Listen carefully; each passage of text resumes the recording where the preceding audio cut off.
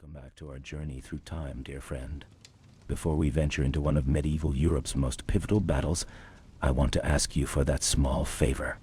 If you find yourself drawn to these stories of courage, strategy, and the clash of civilizations, please hit that like button and subscribe to our channel. Your support helps us bring these forgotten tales to life and ensures that the lessons of the past continue to inspire future generations. Settle in comfortably tonight as we travel back over 6 centuries to witness a battle that would reshape the balance of power in Eastern Europe.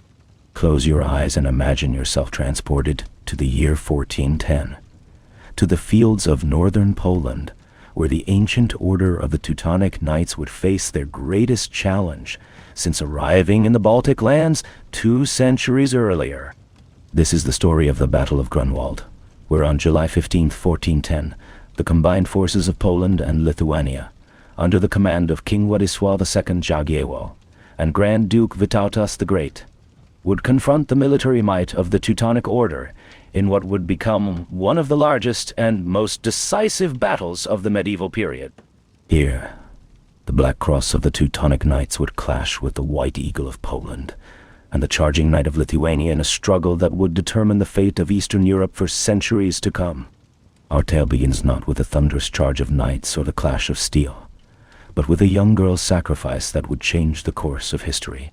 In the royal chambers of Wawel Castle in Kraków, a 12-year-old girl named Jagiełło made a decision that would echo through the ages. Born around 1374, she was the daughter of Louis XIII of Hungary and Poland. And upon her father's death, she found herself crowned not as queen, but as King of Poland, a title designed to emphasize her sovereignty. The Polish nobles, desperate to avoid continued personal union with Hungary, had chosen this child to rule their realm, but their true masterstroke lay in the marriage they would arrange for her. The marriage that would forge a kingdom was no fairy tale romance. Jagiełło had been betrothed since childhood to William of Habsburg, a young Austrian duke with whom she had formed a genuine affection during her years at the imperial court in Vienna. Yet the Polish nobles had grander plans. They cast their eyes eastward, toward the vast Grand Duchy of Lithuania, where a pagan duke named Jagiełło ruled over territories stretching from the Baltic to the Black Sea. This was not merely a political marriage, but a religious transformation that would baptize an entire nation and create the largest state in medieval Europe. The negotiations that led to the Union of Grunwald in 1385 were conducted in the shadow of an existential threat.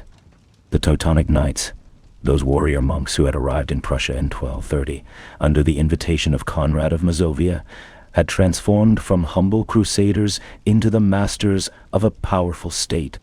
Their original mission to convert the pagan Prussians had evolved into a relentless campaign of expansion.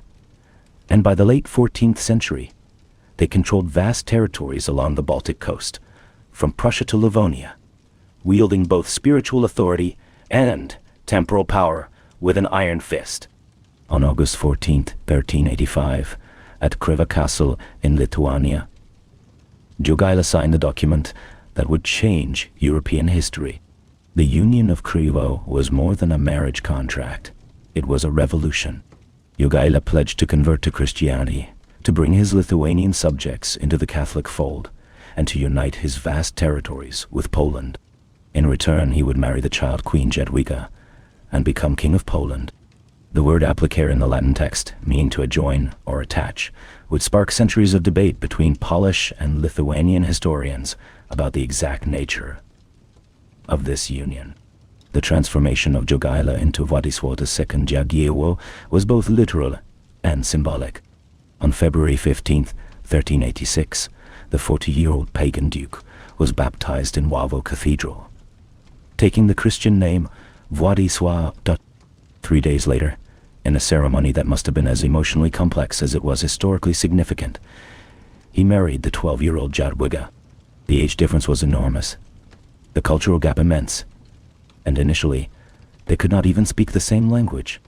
Yet from this unlikely beginning would emerge one of the most successful royal partnerships in medieval history.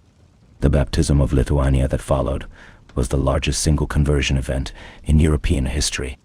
Jagiełło, now King Władysław II Jagiełło, returned to Lithuania and systematically converted his subjects, destroying pagan temples and sacred groves that had stood for centuries.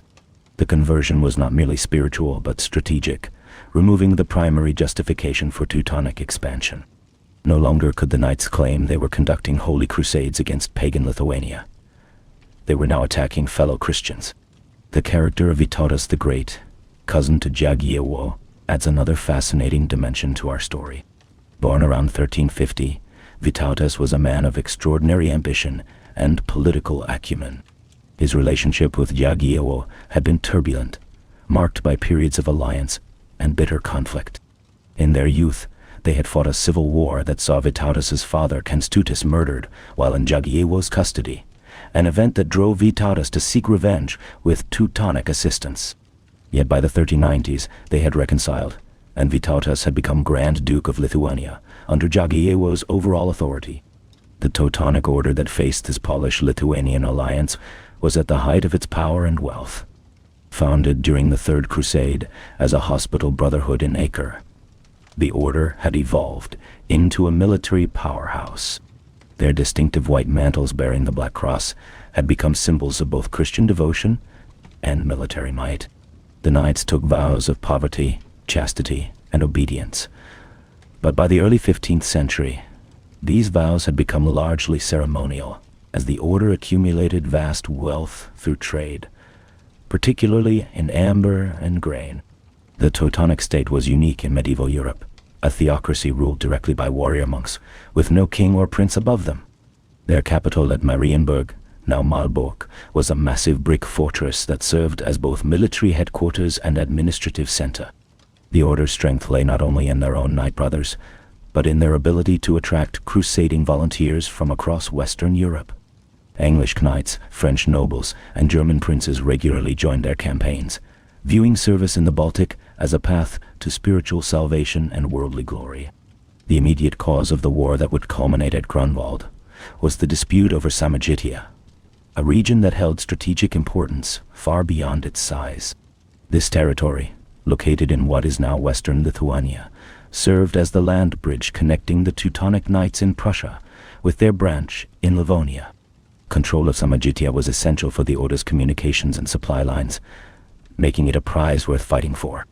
The region was also home to the last pagans in Europe, hardy warriors who had resisted conversion and provided the Teutonic Order with their final justification for continued crusading. The complex web of treaties and betrayals that had seen Samogitia change hands multiple times in the late 14th century finally reached its breaking point in 1409. Vytautas had previously ceded the region to the Teutonic Knights in exchange for their support in various Lithuanian conflicts. But the knights had failed to honor their agreements to assist him against the Tatars. When a Samogitian uprising erupted in May 1409, supported by Vytautas and backed by Poland, the stage was set for the final confrontation. Grand Master Ulrich von Jungingen, who had ruled the order since 1407, was a very different man from his diplomatic predecessor. Born around 1360 into the Swabian nobility, he had risen through the ranks of the order through the patronage of his elder brother Conrad, who had served as Grand Master before him. Unlike his brother, Ulrich was a man of action rather than negotiation, and he viewed the Polish-Lithuanian alliance as a threat to be eliminated rather than accommodated. The declaration of war came on August 6, 1409, when Ulrich von Jungingen formally announced hostilities against Poland and Lithuania. The initial campaigns of 1409 saw the Teutonic Knights invade Poland, capturing the Dobrzine land with surprising ease. However, neither side was prepared for a scale war, and when Władysław, king of the Romans, offered to mediate, both parties agreed to a 9-month truce that would expire on June 24, 1410. The months of the truce were spent in feverish preparation. Both sides gathered allies, recruited mercenaries, and prepared for what they knew would be a decisive confrontation. The Teutonic Knights secured financial support from their allies, and even managed to obtain a declaration from Władysław that Samogitia rightfully belonged to them. Meanwhile, Jagiełło and Vytautas planned their strategy with meticulous care, deciding to unite their forces rather than attack from separate directions, as the knights expected. The armies that would meet at Grunwald represented the military might of medieval Europe. The Polish-Lithuanian force was a multinational coalition that reflected the diverse nature of their realms.